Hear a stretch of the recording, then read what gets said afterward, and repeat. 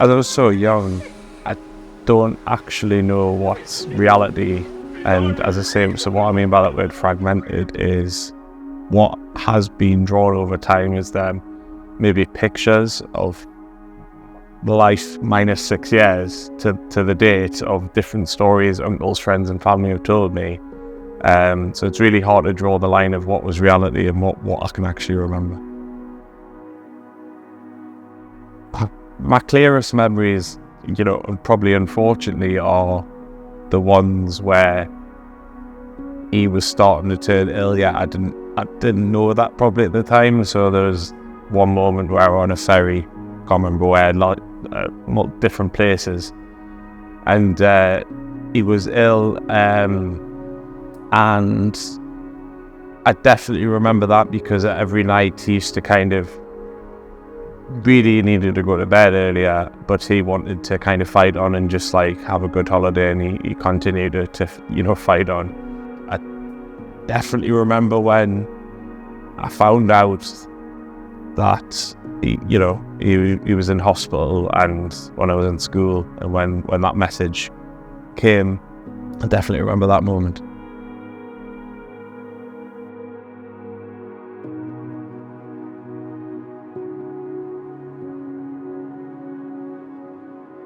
Obviously, I was only young. I was 6, but I know my nephew's 6 now, or just turned 7. But you know what's happening at that age. You do remember that their memories, and I knew something strange was happening, but they didn't tell me what was happening. They just said, we're going to go to the hospital. And this might actually be wrong, but this is my memory of it. Anyway, we just walked down a corridor, and he was there, and he was, I think he might have been officially alive because he was on machines. I don't know if he actually died at that point, like formally, but I didn't speak to him again, and I just remember kind of putting 2 and 2 together, and at that point it was kind of like quite obvious what was happening. So the clear memory now I remember is hugging him,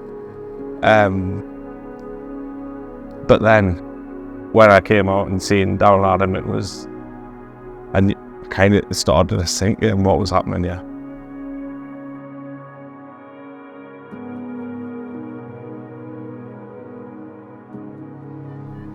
Now I've been able to grieve a little bit more in more recent years, and actually, had the confidence to do things like today without just kind of completely blacking out. I mentioned taboo as a word. It's like you don't talk about it. No one talks about it. No one talks about death. No one talks about illness. And if you do, or if a person who's just died, or an illness, a serious illness happens to one of your friends, a family member, everyone goes quiet and they don't know how to react to that. I think because I'm now at peace with that grief in a better way anyway, I can now start to be curious. And there's 2 folds to being curious. So the first one is yourself and your own questions. So you always wonder, what was he like? I remember the memories of myself, but what was he like with other people? What type of personality was he? Was he anything like me? Because that's what everyone always says, he's very like you, he looks like you, he's a very tall person, similar personality, but like, that's just someone saying that, or they're just saying that. Is that true? I don't know. But through curiosity, you start to get a bit of, it's not closure, it's more like an opening, and you start to find out more. And so personally, as I've started that kind of breaking down them fragments and start questioning, like, what was this picture? Where were we on holiday? What did he die of? Like, what form of cancer did he die of? Like, even like the most horrible things to the better moments, the holidays, the great times. But then the other side to it is, like, that's the benefit of me.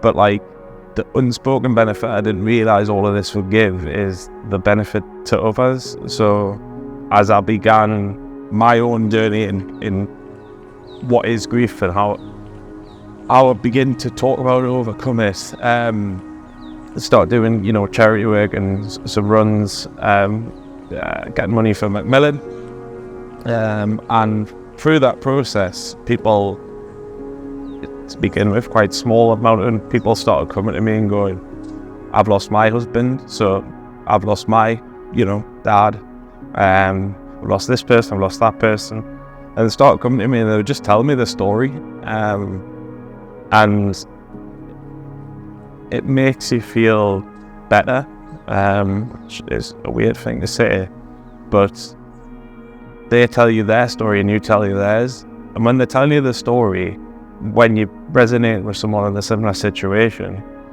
you don't focus as much on the hard truth that they're no longer with us. You focus on, I suppose, the celebration of the person they were and what they gave.